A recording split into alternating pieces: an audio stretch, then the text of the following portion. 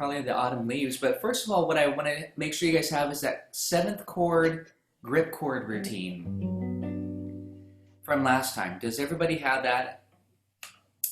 You might have these all memorized, which I hope you do, but in case you don't, here's the routine. I'm just going to make sure I mute everybody before I continue this. G major 7. This is just right off the worksheet. And yes, it is very important that you know your formulas. 1, 7, 3, 5. 1, 7, 3, 5. You got to know those formulas, because once you know that one parent form, then you don't even need to memorize them all. You can say, oh, okay, now for dominant, I flat my 7. Now I have dominant 7. To make it minor 7, I flat my 3rd. Now it's minor 7.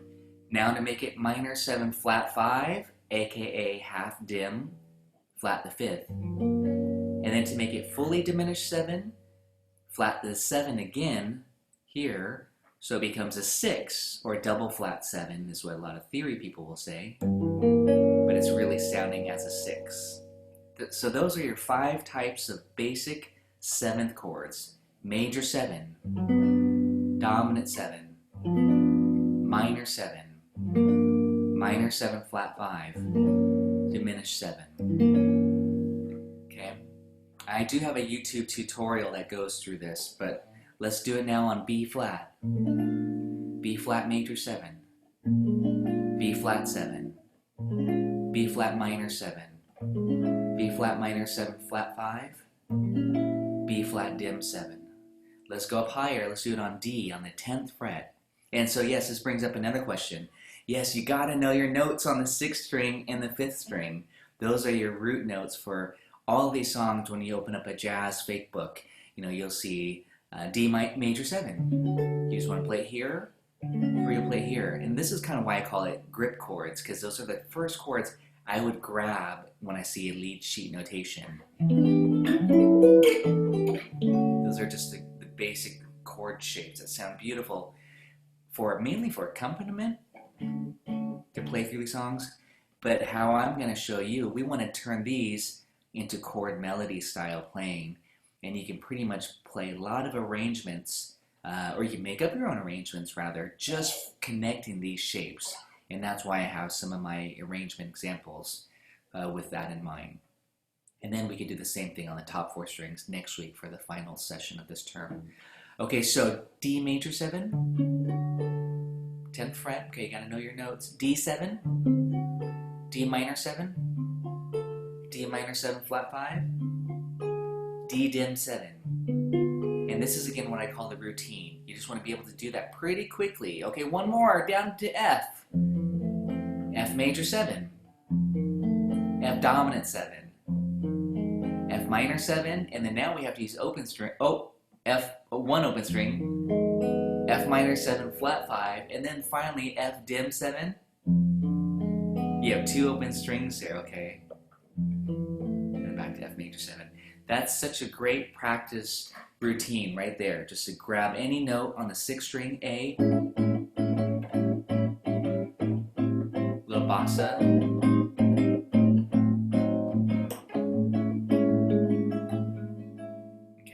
The same thing on the 5th string. What would happen?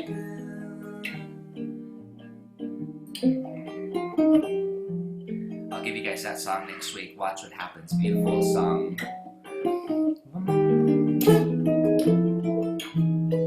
But for me, that one pretty much, again, also comes out of grip chords. I'm on E flat. Let's go to C major 7. This is what's written on my chart. Again, I do want you to be able to know bass notes quickly on the 6th and 5th string respectively. Quiz, if I said C, you'd say 3, E flat 6, F 8, A flat 11. Know your bass notes. Again, I'm kind of yelling fret numbers, but really get fast at that. How do you get fast at it? Open up a songbook. Quiz yourself. You see C major, you say 3rd fret. D, 5th, E, 7, F, 8. I'm exclusively on the A string. Just keep going through songs as much as you can to where you can just visualize that note, the root note of these chords, and don't even think twice about, let's see, E, we want to get beyond that to where it's just really super fast, the translation. And again, just these two strings. But how I was just demonstrating there, stay on one string only. Some of you know who has had some private lessons with me, sometimes I'll say, exclusively play Autumn Leaves on the 6th string.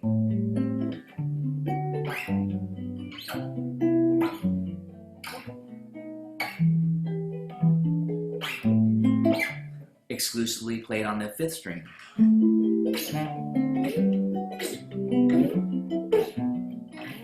A lot of movement, but it forces you to really get A, D, G, C, F sharp, B, E, A, D, G, C, F sharp, B, E, and then you start to connect, of course. You don't want to have to move all around, but it's a good exercise to actually limit yourself to just one string. So again, this is how you want to use these 7th chord grip shapes in application and how to practice it. But we want to grab some songs. Autumn Leaves is one of them. Okay, so with that in mind, let's go through 5th string shapes slowly. C major 7. And yes, we got to tell you what notes these are, not letter names. That's not even important. Numbers, 1, 5, 7, 3.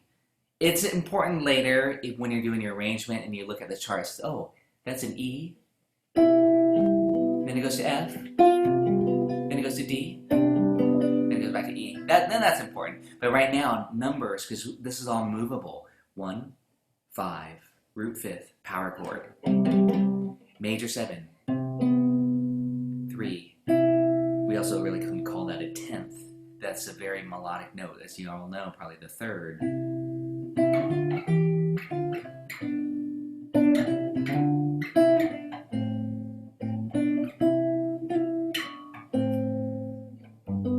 Okay, that's just tenths, like playing Blackbird. Just those tenths sound so pretty.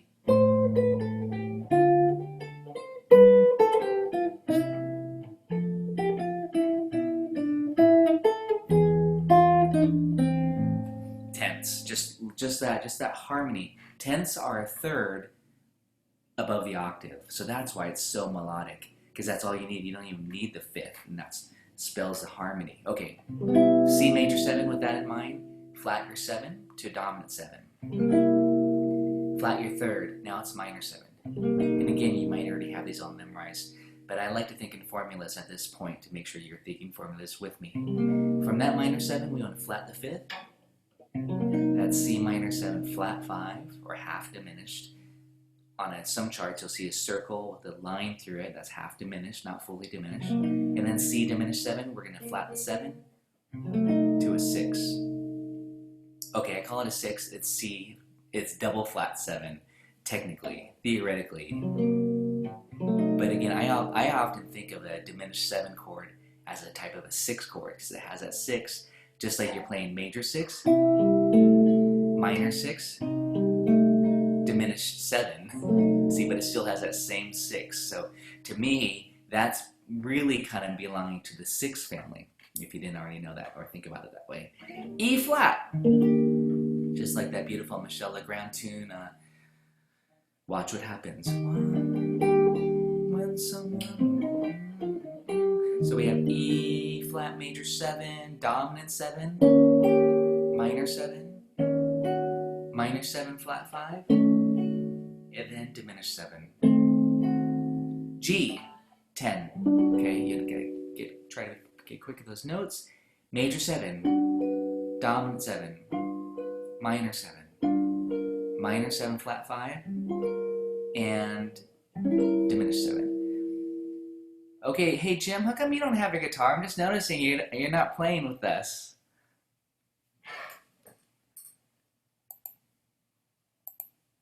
I'm picking on you right now.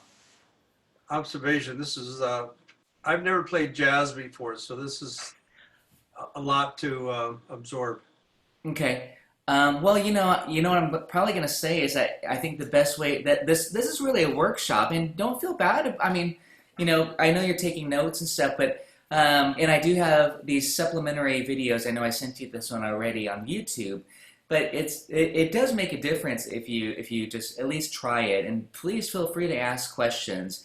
But hopefully, again, you'll try out this little routine that I'm going through because I think it's very important to go through this, especially at your stage if you're not used to some of these really what I call the grip chords, the basic chord shapes. You can. That's what's so awesome is that you can get through these songs, these standards, with just those 5 types of 7th chords. And again, there's 2 things I'm trying to make sure everybody's getting.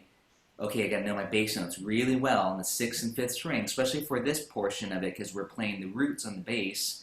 And then know my quality. Quality means major, well, specifically major 7, minor 7, dominant 7, minor 7 flat 5, and fully diminished 7.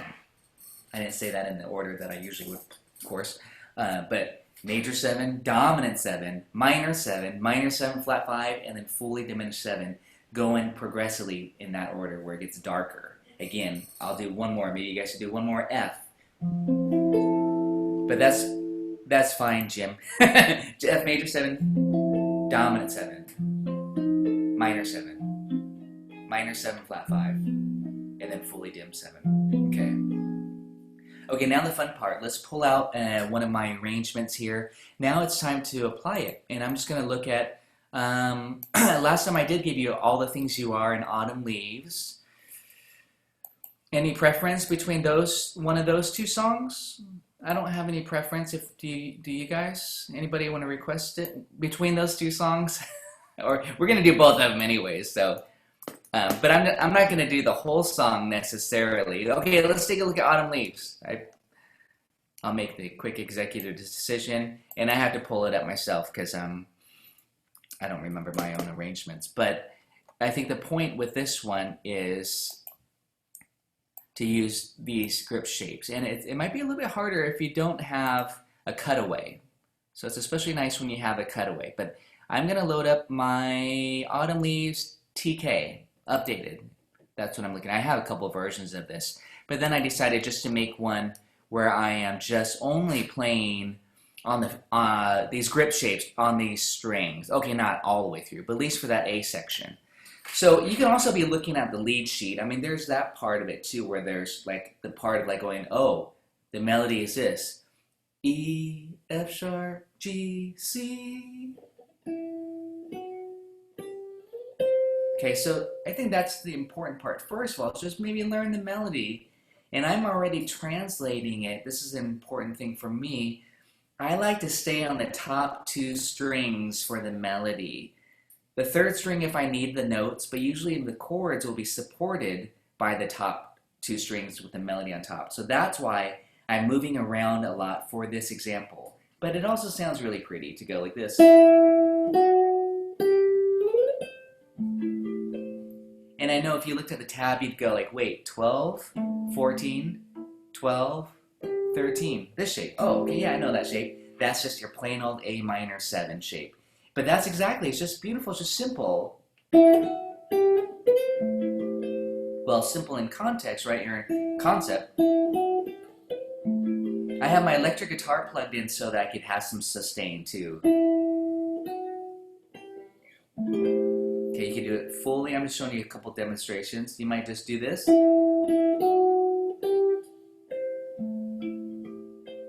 And then down to the D7. And I chose to do this D7. I have that on that worksheet too as an alternate to this D7. I have this D7. Kind of call that often the swing shape, or the cowboy shape even, because it kind of comes from the C7. Who put the lime in the coconut?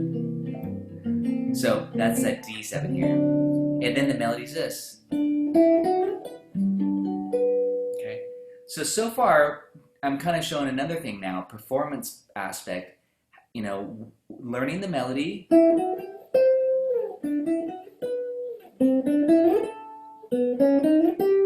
And yes, the melody is a sequence, it's a pattern. Oftentimes great melodies just sequence through the chord changes, and it's predictable that way, which is good for listeners.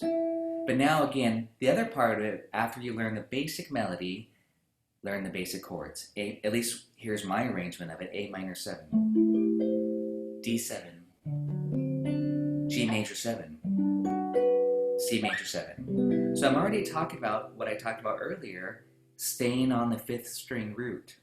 F sharp minor 7 flat 5. B7, and that's just using this chord shape, cowboy chord, open strings. Whenever I play down here in open position, I call them cowboy chords. And then open 2-4, and then plain old E minor 7. And then E7 as a turnaround. Even though it's not often written in the fake book, that's what people will play. They turn it to a dominant chord just for the repeat.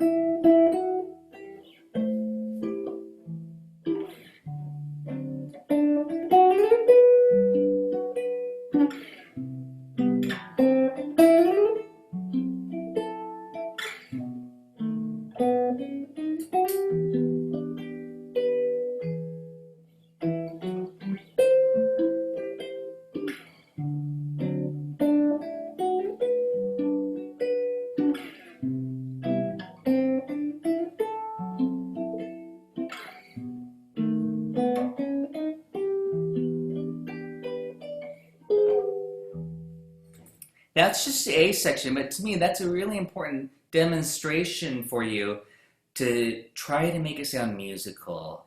Try to make it sound, it's connected. You might do it super slow. And I am doing something with the accompaniment here. I don't know if you guys caught that. I'm plucking, it's kind of a little trick, I guess, almost pianistic, but I'm plucking the 2 outer notes, meaning the bass and the melody, and then I hit the inner notes. It's just like a little double stop, but it's so sweet. Like this. Can you almost hear this? Then it's almost this. So it's almost like this little inner voice, like a little string quartet or something. So again, that's just almost an arrangement trick. You don't have to do that. You could just do this for now, of course. 2, 3, D7, melody, C major 7. This is very square now. I decided to square out the melody for you. B7, E minor 7, and then 7, stop, melody. 2, 3, D7, 2, 3, 4, 1, 2, 3, 4, 1, 2, 3, 4, 1, 2, 3. First ending. Then add those little things. Arpeggiated rhythm.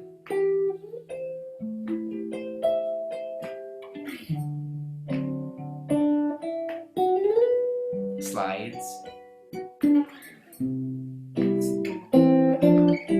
6s. We talked about that.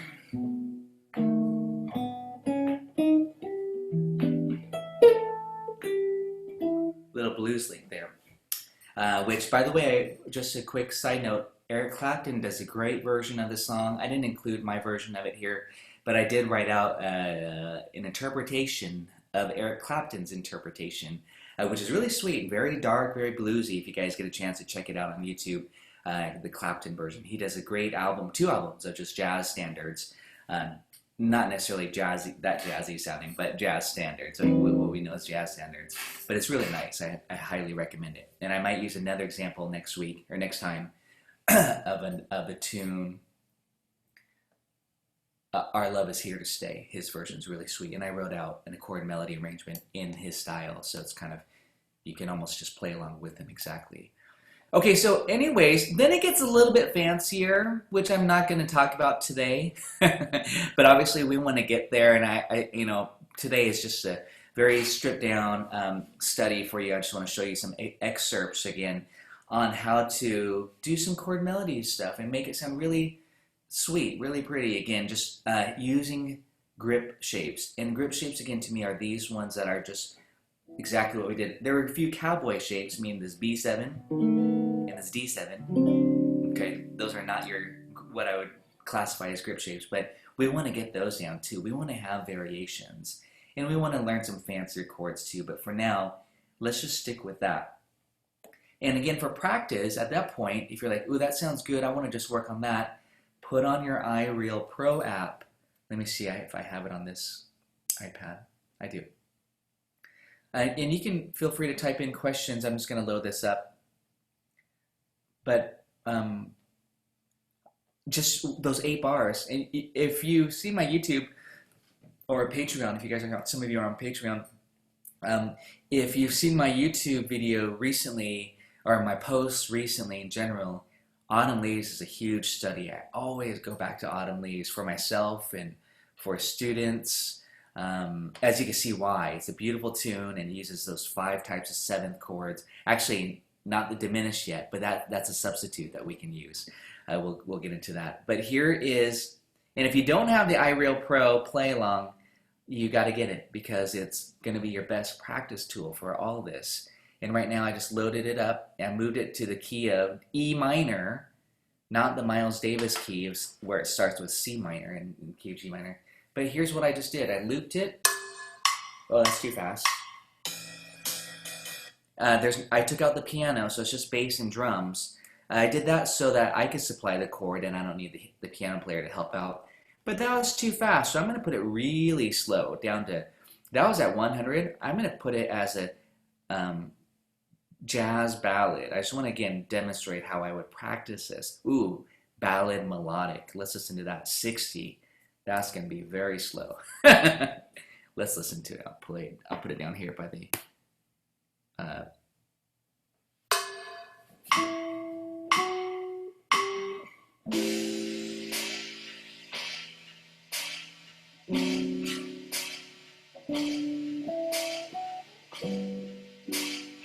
I interpret the melody a little freely.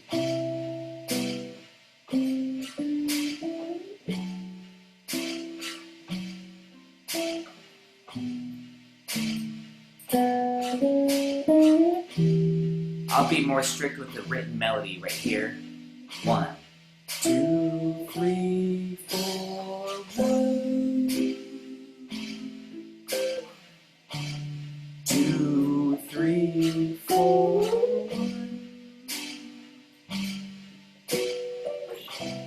2, 3, 4, 1.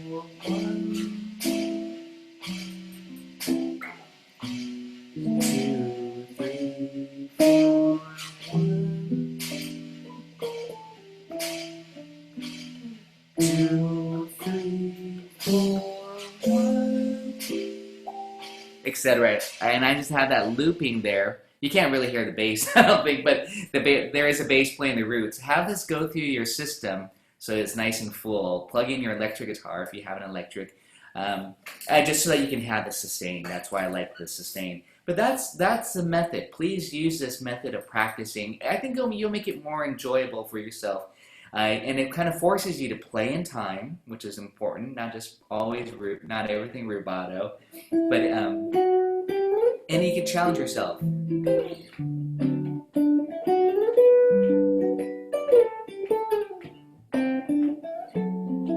then you'll start to...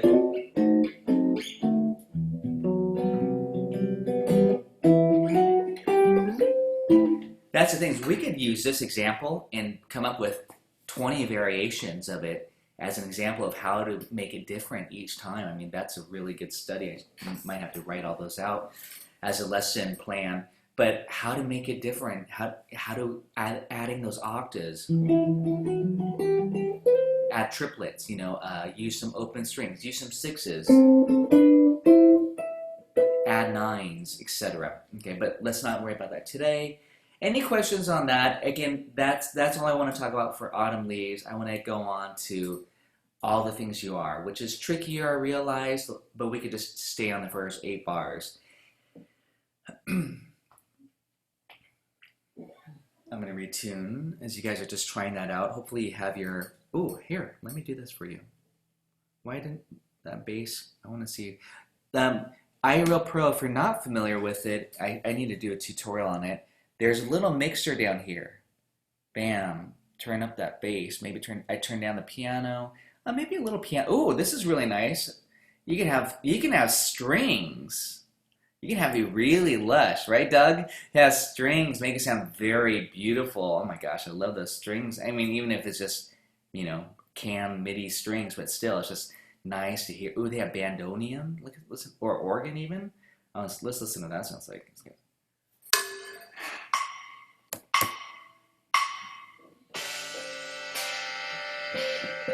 Almost more.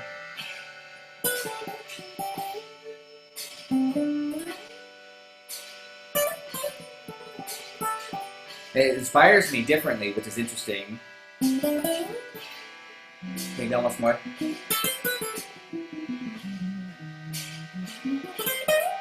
little more ditchy jazz with that bandoneon.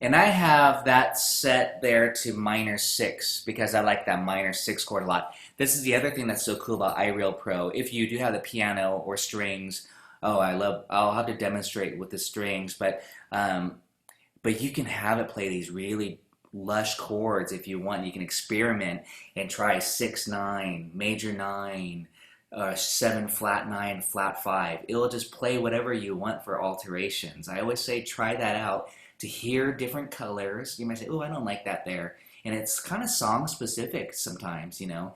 Yes, sometimes it might clash with the melody, but for improvisation, I like to do that all the time. It's just to try out different colors. D7, flat 9, sharp 5, G major 9, C major 7, sharp 11. I'll put that in just for practice, and I'll also see for improvisation if I can bring out those colors or even play those chords. So that's a neat thing to do. And you can do this all with Autumn Leaves. There's 8 bars. You can do a whole course on jazz studies just with Autumn Leaves. And we haven't talked substitution. I was doing a little bit of leads there as well. So again, master those 8 bars of Autumn Leaves. You will even play it in different keys if you get really ambitious. But what I would do next is just to move these around to the top 4 strings. And that's what I was going to say is I have YouTube videos recently where I take Autumn Leaves and I'm going through all these inversions.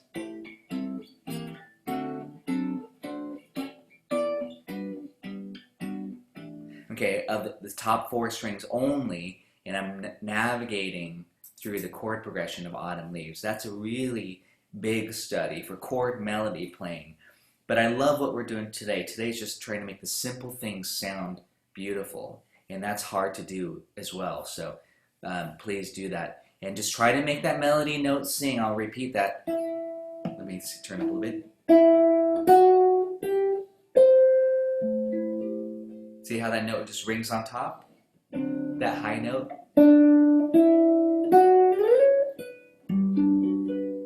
That was a bad note there. But again, we want to bring out those melody notes. And then, see, I'm holding that note. And then I put this support chord underneath it.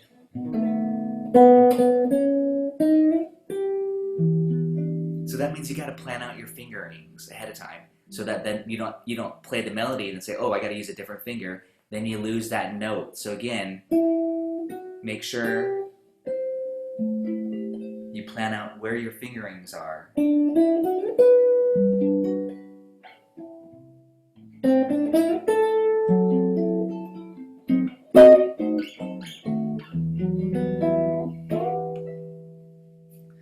Okay, let's all pull out all the things you are if there's no other comments on that one. I hope you guys got a lot out of that, a little bit of a lecture there, I guess you could call it. All the things you are, it says updated. Sometimes I revise things a little bit, like I'll change one chord. If I play through, I'm like, ooh, I don't like that one. I'll probably have to do that with my Black Orpheus one I just went through with my last group. There are a few things that I might want to change. All the things you are. Oh my gosh, this is another beautiful standard. This song is not easy though. if you guys have played through it. It's all the things you are goes through like 6 different keys. That's why I say it's not an easy song. Beautiful, catchy melody.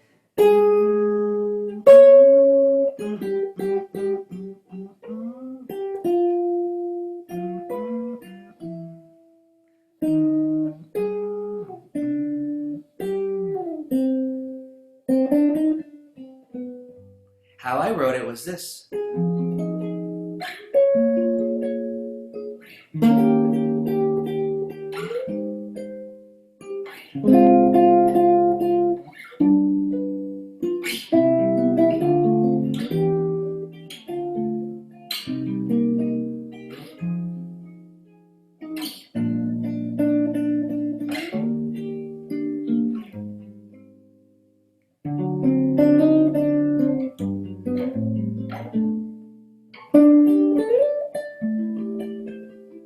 Okay, I'll stop there because that was the B section. But so again, grip shapes. That's the thing. And you might have your lead sheet too, or just use my tab sheet. It's fine. You don't need, there's a translation process I'm kind of bypassing. Obviously, I'm just kind of showing you. I say, look at my arrangement, my tabs. But I always include the lead sheet for those who like to read notes or want to see like, well, what are you basing it off of? I'm basing it off that lead sheet.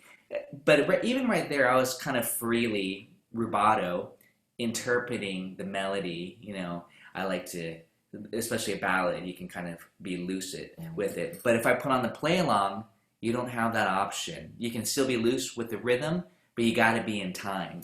So if you guys, thanks Jim, you got your guitar with you this time. Good. Let's all do this together. Beautiful. What is that? Is that a Herb Ellis model?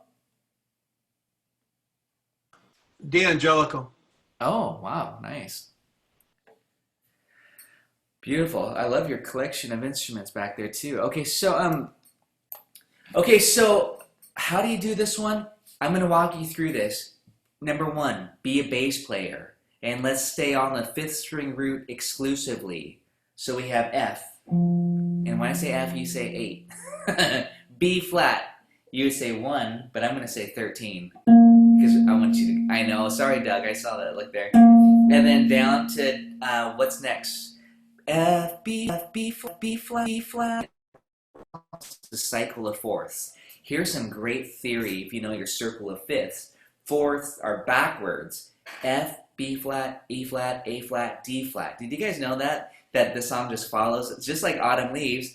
If you see the circles, it goes C, G, D, A, E, B. This is some theory. Backwards, counterclockwise, C, F, B flat, E flat, A flat, D flat, G flat, halfway at 6 p.m. there. So this song goes F, B flat, E flat, A flat, but nobody sings like that. It goes F, B flat, E flat, A flat, D flat. Then it goes D, G, C, and then it follows a cycle again. C, F, B flat, E flat, A flat, A, D, G. So the song's great to learn your cycle of fifths, or circle of fifths, or a cycle of fourths, I call it. But we're doing it all on one string.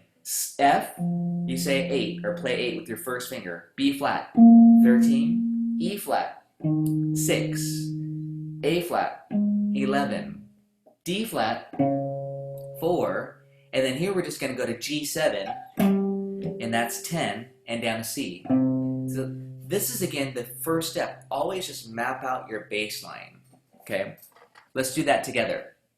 You got your chart, you got my chart. Here we go. F, 8, B flat, 13, E flat, 6, A flat, 11, D flat, 4, and then we're just going to go straight to the G, that's 10, and then to the C, the 3, okay?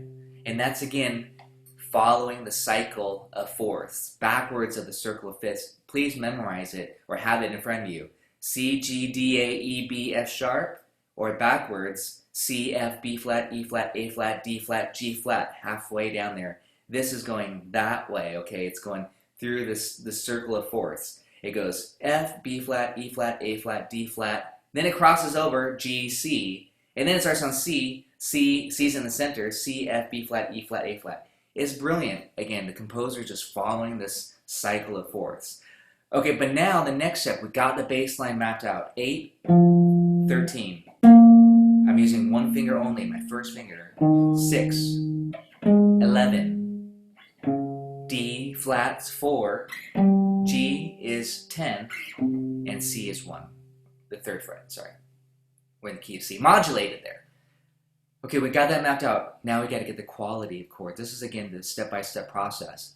F minor 7. This is where you're like, oh, I don't have my routine down. Then do the routine right on F. Go major 7, dominant 7, minor 7. And there you go. Okay, so that's our chord number 1, minor 7. Now we need to slide that shape up to B flat minor 7. Okay, down to E flat dominant 7. Okay, same thing. You got to know that shape, grip shape. A flat major 7, 11. D flat major 7, 4. Okay, don't lift your hand off the fretboard, just slide it, glide it down. And then G7.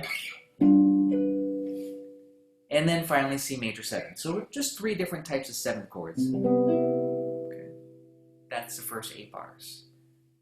1, 2, 3, 4. 2, 3, 4. D flat, G7, C major 7.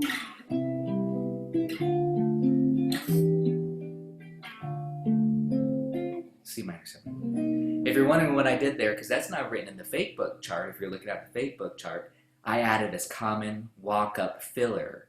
C, D, E, D, C. You could just loop that over and over as like an intro. This.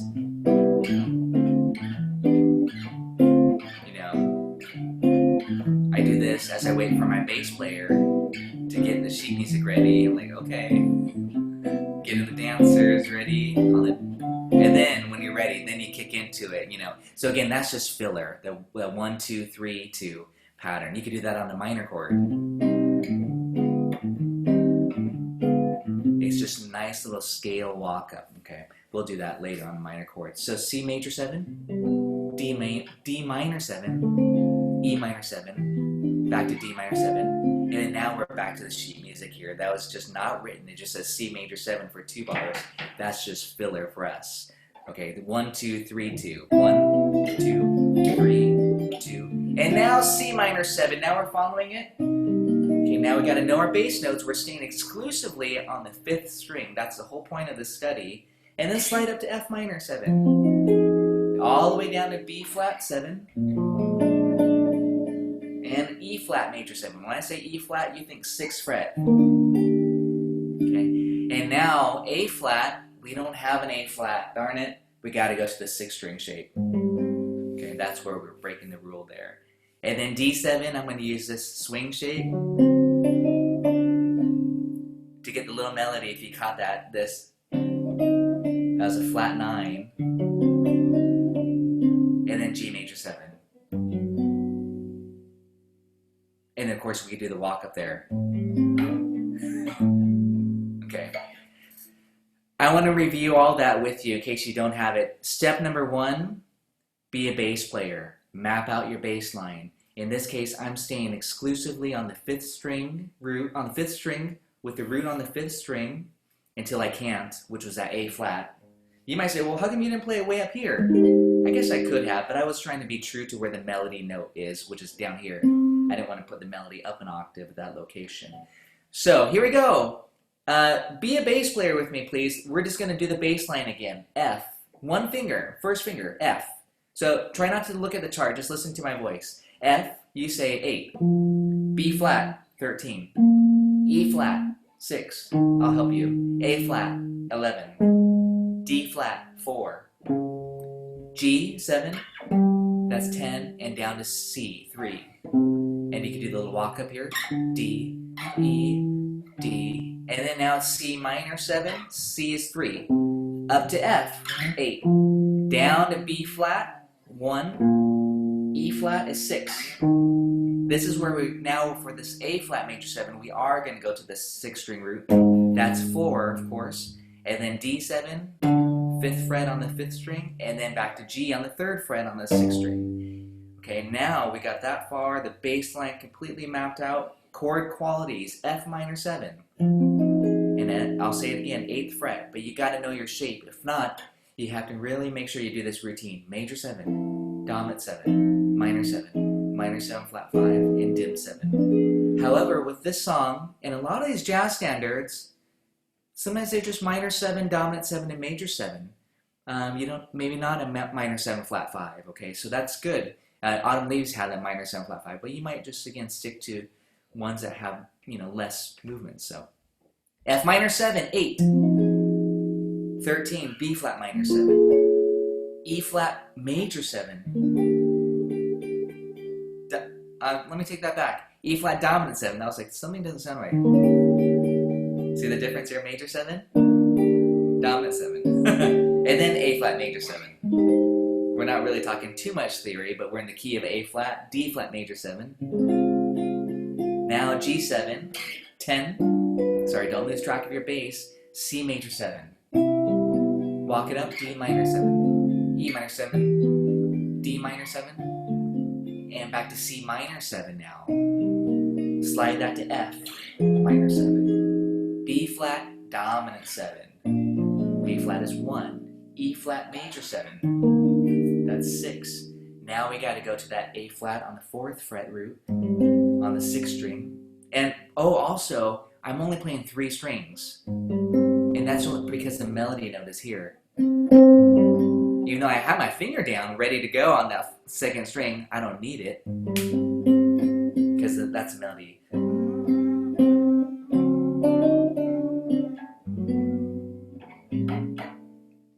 Okay. Now, the fun part. Let's get out the iReal Pro.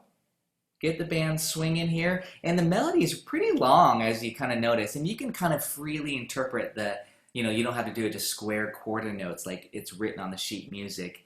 You can kind of interpret that, which I probably will do. But even before I interpret the melody in this case, I might just hold those shapes just to make sure I can get from one chord to the next. Because as you know, it moves around quite a bit. It switches 3 keys just right there from what we did.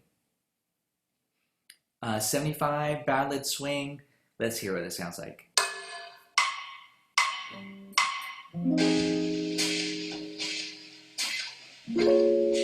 That's pretty good, just to get the shapes.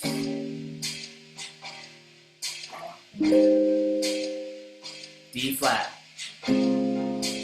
G, 10th fret, dominant 7, C, 3rd fret, major 7. Walk up for filler, and now C minor 7, 3, F minor 7, 8. Always know your bass note. Down to B flat dominant. E flat major 7. This is where we got to get the A flat here as a 3-note shape. D7, and then resolve it. G major 7, A minor 7, B minor 7, and then stop there. How was that for you guys? Was that a good practice? Jim, I know that's new for you. Bob, I can't see you, but how is that for you guys? I don't know how you practice. It was good? Was it too easy for you? Everybody's at a different place. I know that many of you, I'm kind of, this whole class is just about how to piece together these things, mainly to try to make music again. These simple things sound really pretty. We can go on from there if there's no questions. I'm not going to walk you through the arrangement, but because there's a few other things that are not just standard. It's pretty much so. Gosh, I almost just want to go through the rest of it.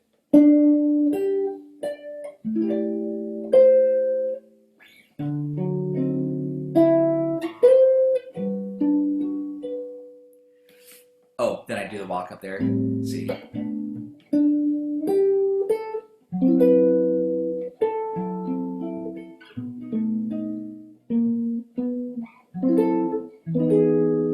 That was a substitute there. Diminish. But that melody of the B section after you do the walk up like this, notice I'm just doing 3 notes on that G major 7, A minor 7 to B minor 7. just 3 notes. I'm not doing the full 4-string shape, even though I've been showing you 4 strings. I'm just going.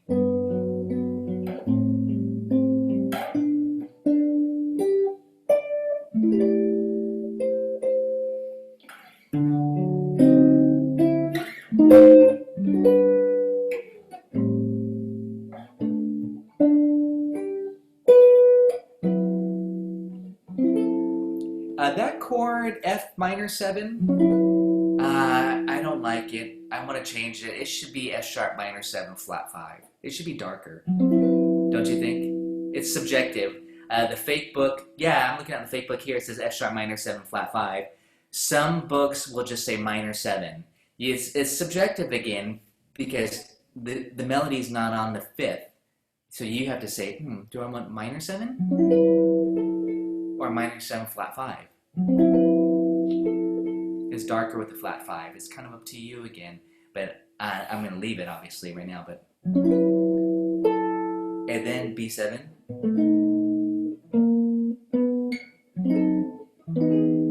And for that B7, I did go to the 6-string shape, as you notice right here, the 3-note shape, but I could have went down here. Okay, same notes. But then to get this part of it, I just wanted to stay in position. I felt like it might be too much movement. And then C7, here's a good chord. C plus 7, that means C augmented 7. C7 sharp 5 is another way you could say it. And the melody is actually on that note. That's where people usually run the scale. That's the whole tone scale. And again, that's another aspect, is to know what scale-chord relationship.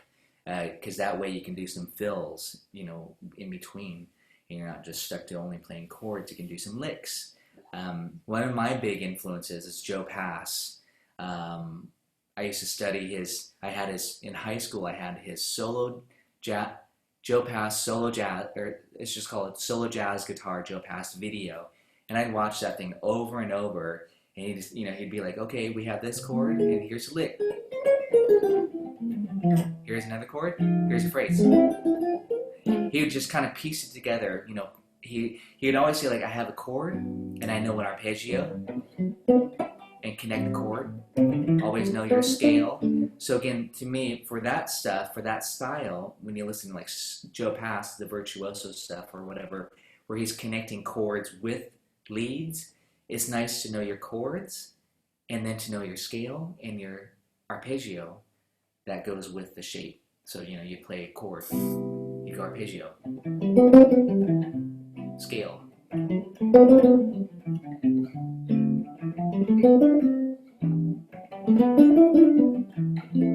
arpeggio. Again, that's kind of the chord scale relationship. That's where, again, it's like, well, even though we're talking primarily chords, learning improvisation is that aspect of it. So, think about that too. As you will hopefully continue on with some of my courses, I do a lot of those improv.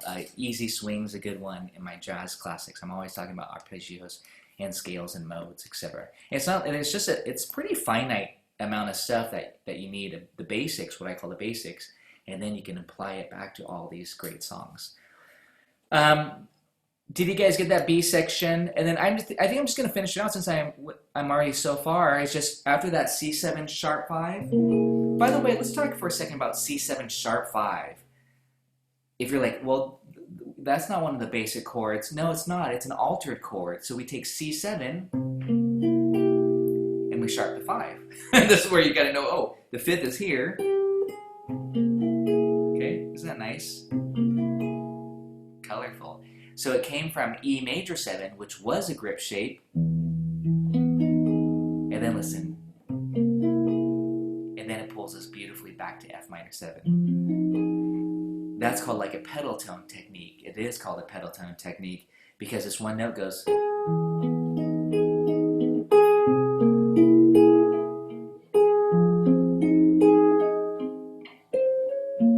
So the composer was just specifically hanging on this note. Then he modulates to the other new key. And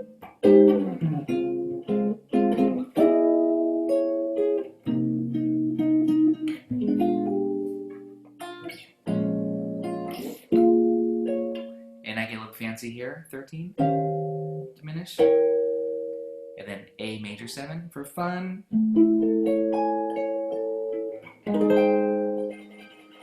And there I was employing a trick called side slipping. I'm going a half step above the chord that I want to resolve to, then I pull it down. That's why A major 7, that's not really our resolve chord, A flat is, but it's pretty to have that type of tension. So again, that's called a side slipping. That's a pretty common ending trick too, to end it on a half step above. And then, well, not to end it on a half step above, but to, pretend you're going to end it half step above, then resolve it. So your penultimate chord would be half step above, then your ultimate chord. And if you're wondering, wait, what is that shape? I'm just doing this. I'll show you on A. I'm just doing it like a triad. Of course, I could do this easier on my Gibson here. A major triad, 1, 5, 8, 3, major 7. And then I move it down a half step. Very pretty chord. But just right before that, though, I do want to show you what I did on that B flat. I want to backtrack a little bit here because it is pretty much the same stuff. F minor 7, B flat minor 7, E flat 7, A flat major 7, D flat major 7, just like the beginning of the song until here. Da-dum. We have D flat minor 7. But I added that note on first, that's the 9. So here's D flat minor 7, basic shape. But to get the 9 on, so I had to refinger it differently now. Did a little barring action there. And then back to your C minor 7. B flat diminished 7. But with the melody notes, see, again, we're coming up with different chords from our grip shapes. And then to B flat minor 7, I start down here, then go up an octave, and then E flat 13, I'll talk about that, G diminished 7, and then the A major 7 to the A flat major 7. So let's just backtrack here to E flat 13. Here's E flat 7, and again, we have to talk about these fancier chords sometimes, so why not now? E flat 7 is this. That's your grip shape, E flat dominant 7. We make it a 13 by taking the 5th and going up a whole step to the 6. We already knew the sharp 5, we just did that a second ago on C. But we don't want that, we want the 6 or the 13. It's very inside, not too dissonant. And then you bar here to get the 9 on top because that's what the melody note is. I'll do that again without that note jumping out. So that's the E flat 13, but it does have a 9 in it. It's pretty extended, pretty colorful.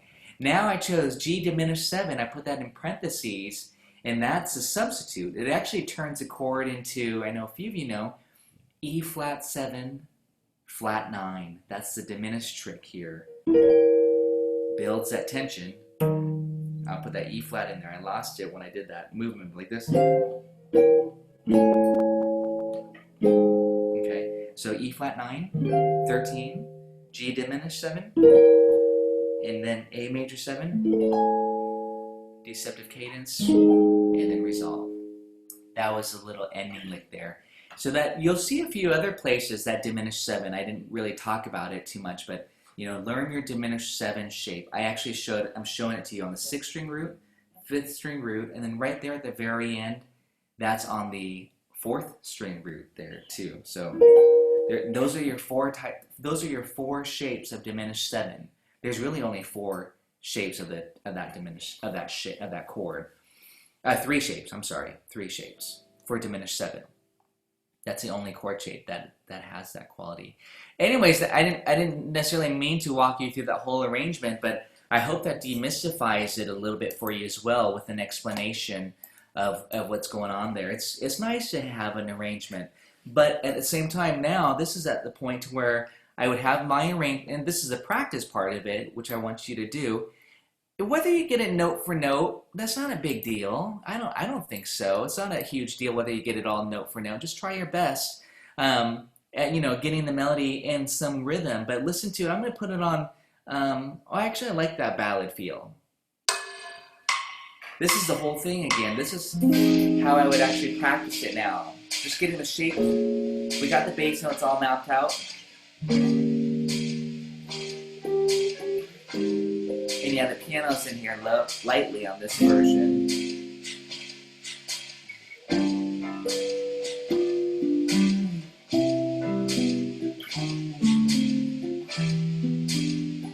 That's a walk up C minor 7, F minor 7. Always think ahead. B flat 7. Pretty song. Everybody plays it so fast, but it doesn't need to be fast.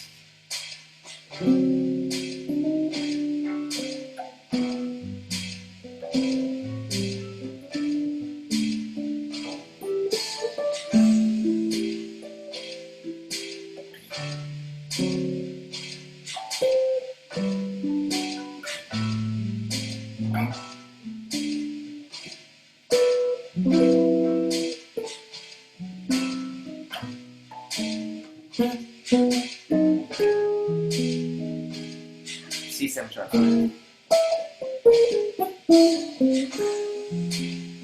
Last section. Mistakes there. You're always a half step away from the right note. That's a good.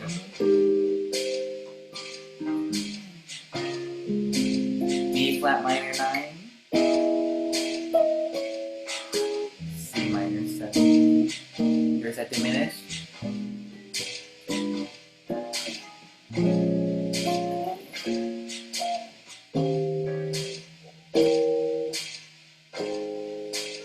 And then we can do it all over again.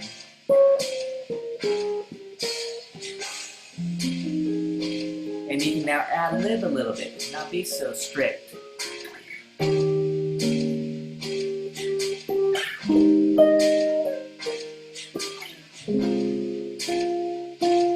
But notice how I'm holding the shapes.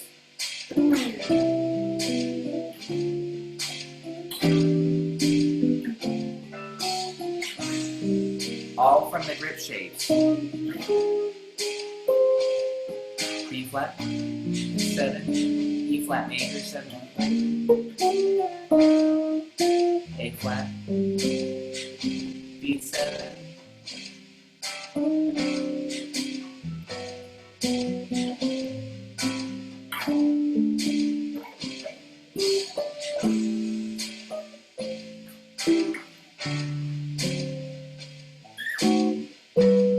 walk up.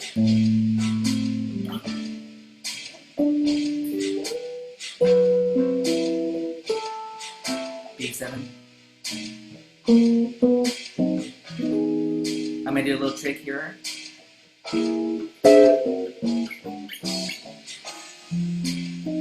Last.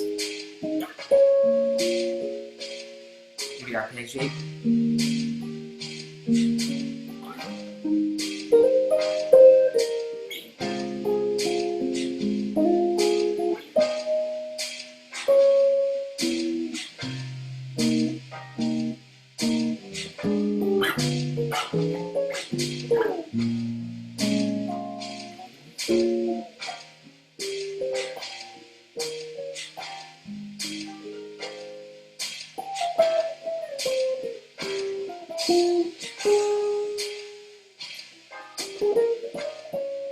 And then, of course, you can go into some leads there. But that's, I don't know, I think that's how I would like to practice, is just trying to make sure at that point, it's a long song. Again, this is just a demonstration, but this is definitely a challenging song because it's so long and it doesnn't repeat. Really, I mean, it kind of does repeat that that part of it repeats, but it's not like Autumn Leaves or another song that might be AABA song form. It's kind of almost through compose, which is always harder because then you have to really always know where you're at. It's not a direct repeat, even though again just those 5 bars did repeat. Questions, comments on that? We have more examples. We got plenty of great, beautiful songs. As you know, I think a lot of my arrangements, at least on YouTube, I try to simplify as much as possible to take out what's not needed. Because oftentimes, if you hear people play solo guitar, they're doing all this fancy stuff, of course. And when you look at arrangements in books, if any chord melody books, there's a lot of fills. Joe Pass, good luck. It's a lot of study, to really get to there, that level of trying to put in all this stuff. But I feel like if you don't have the foundation, just at least know your bass notes first on these strings. At least we got to do the fourth string next time, and then this is just an overview. Again, I hope continue on with this workshop next term. But just try to map out the bass notes all the way through. Be the bass player. Then get the quality. Separately, have your qualities down. Major, minor, major 7, minor 7 dominant, etc. Get the melody down. Just get that down, at least like how I mapped it out, just demonstrating it. You might choose to play it in a different way, and that's fine. You'll have different shapes, of course, in that case too. And then piece it together, and then actually practice it in time. Hey, Jim, how's that going for you? I know this is all newer for you. It's going really well. One of the Good. things that I'm finding out is I'm certainly learning a lot, but I also am learning what I don't know Yeah. and getting a lot of direction of where I need to go. So it's very helpful. Yeah. That's good to hear. Good. Yeah, again, I treat this as like a practice session, really. That's how I want to make sure that it's not just me just demonstrating but I want you guys to be trying this out with me. That's why I think it's so important that I actually put on the play along and say, play it with me. I'm hoping that you can play it. Next time I'll have it through my amplifier. I do have a Can you guys question. hear that?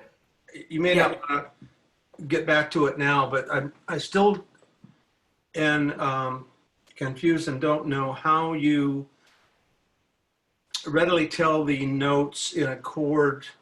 If you're holding a grip chord, where the 1, 3, 5, 7 note is in a particular grip code, and if there's any particular trick or technique to do that, or whether it's just not appropriate to talk about it now. Oh no, this is exactly what I'm talking about. No, but I think what we're missing here are some of those really important bar chords, like G major. We all learned this stuff, but what we're not taught by teachers are, hey, this is root third. I'll go through it slowly. On a G, just for example, on a G chord, we don't have to use this one shape, but what we're not taught is this is the root, third, fifth, root, fifth, root. That we have 3 roots, 2 fifths, and 1 third. And sometimes I like G like this instead. And that's a double third. It's a little bit more melodic. So this is sometimes how I choose my chord structures, is how many fifths I want, how many thirds. And then there's inversions. Here's G with the third in the bass.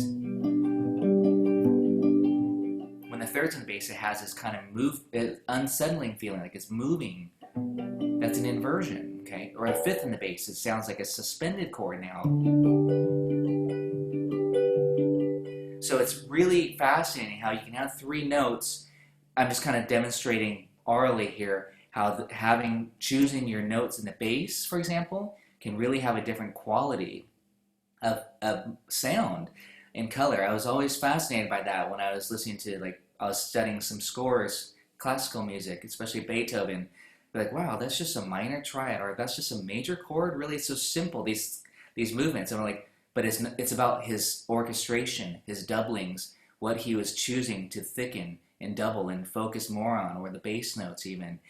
So that has a huge impact, besides just saying it's a G chord, to know, am I doubling my fifths? Am I doubling the third?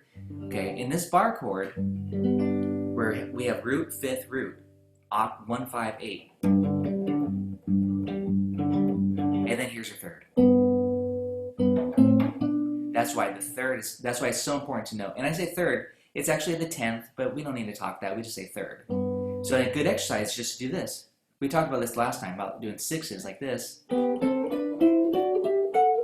Those are sixes in the key of G. Well, here's tenths or thirds in the key of G.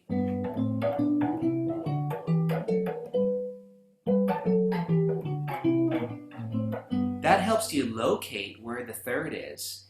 And that's why it's major, minor, minor, major, major, minor, diminished, even though it's just a minor third, and then major. But because there's no fifth, so we don't know if it's minor or diminished. But I'm just saying that that would be the appropriate chord.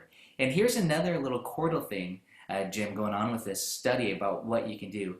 Choose a key. I'm going to choose G, G major 7, A minor 7, B minor 7, C major 7. Go through the whole key, harmonize.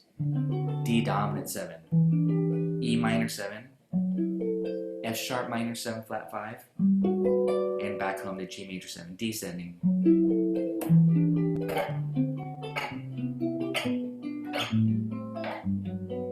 And now do it in C.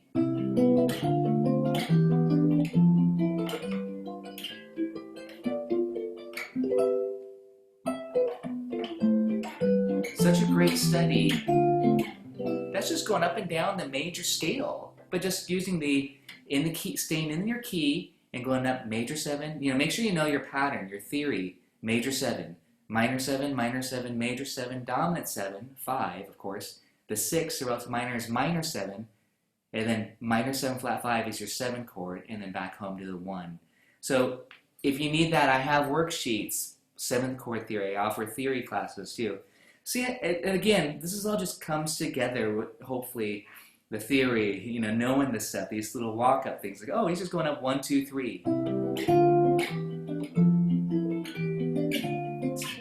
But even things like that sound so nice. But back to your topic there, Jim, the 3 is here in this shape.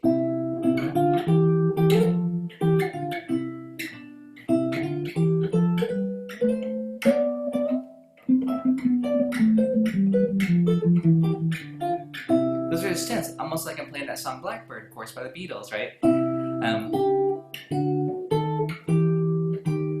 Those are tenths or thirds.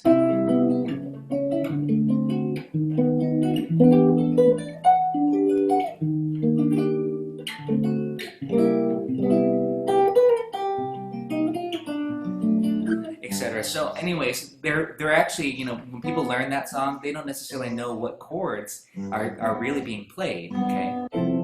So there are actual chords that Paul is suggesting, even though you just hear the tenths. Are you busting that out for us, Doug, there?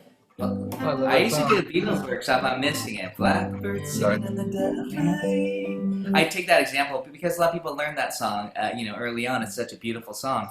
But it's the great study on tenths. Well, next week we'll do Fly Me to the Moon.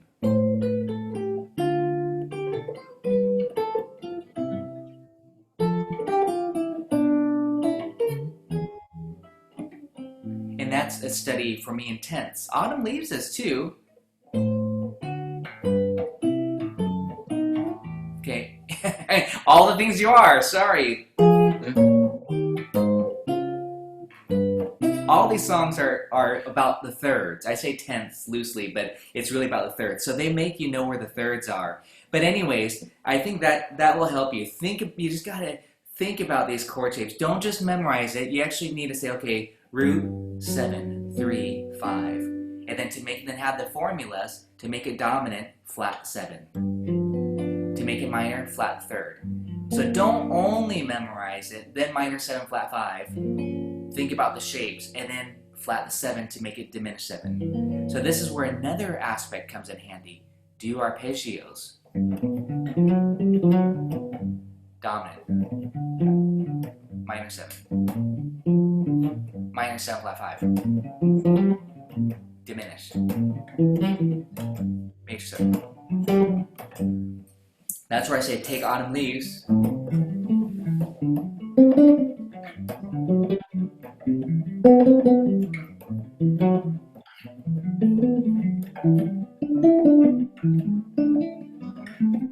And I'm just arpeggiating, but that would go right beautifully with the chord.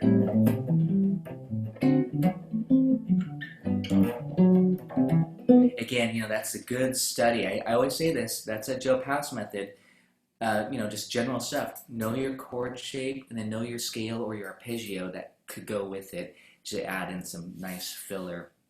But yes, again, know the know that was long dissertation there. Know your formulas. That's what I'm going to say. Know the formulas. If I say major 7, you say 1 3 5 7. Dominant 7, 1 3 5 flat 7. That's knowing your formulas, and then go ahead and go, okay, E flat major 7, 1 5 7 3. So now you can take the 3 and sus it. That's pretty. The sus 4. D minor 7. Sus it. C major 7. Sus. Sounds like a Joni Mitchell song. But again, I'm talking, and you guys remember the lecture from the suspended chords. You can have a sus 4 or sus 2. Listen to what that sounds like just with those 7th chords. It's very beautiful.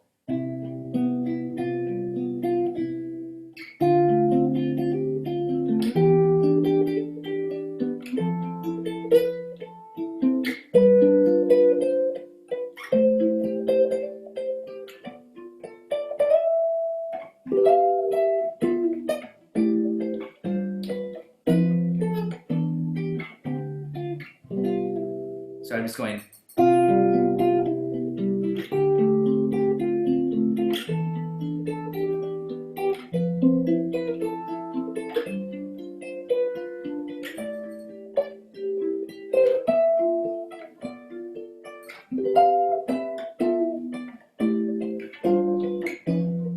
That one's tricky. Isn't that nice? So just some of those little things. 4 3. That was just thinking 4 3. But I'm saying that knowing your formulas, that helps you get these little tricks. 2 3.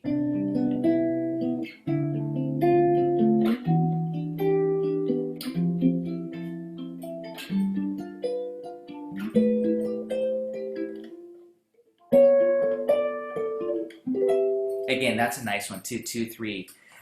There I was cheating though. I was doing the half step 2 all the time. So I had 2 chromatic notes that were not in a key, but it still sounds pretty good. Right there. That's an F sharp. I'm not in the key of C, but it's supposed to create a little tension. Da da dum. I can find a lot of songs, beautiful songs from the 70s and maybe some 80s songs, but 70s, so these jazzier type of songs. I was actually playing through a Bee Gees song the other day, How Deep Is Your Love? That's a gorgeous song, and all these great jazzy chord movements. You can have a lot of fun with it and see these things. Okay, so anyways,